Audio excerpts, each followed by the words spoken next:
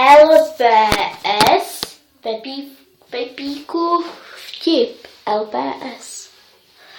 Chcete říct vtip? Chcete říct vtip? Ano, chcete říct vtip. Takže,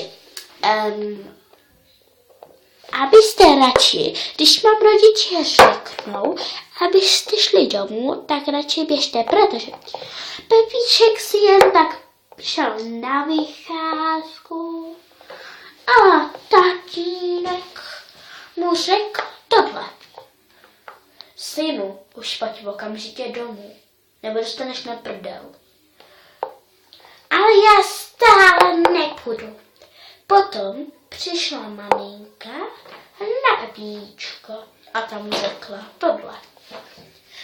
Okamžitě Pepíčku už pojď domů, nebo dostaneš už vážně na prdel. Ale Pepíček stále nešel. Potom přišla čertice. Pepíčku, okamžitě běž domů, nebo tě vezmem do pekla. Ale Pepíček stále nešel domů.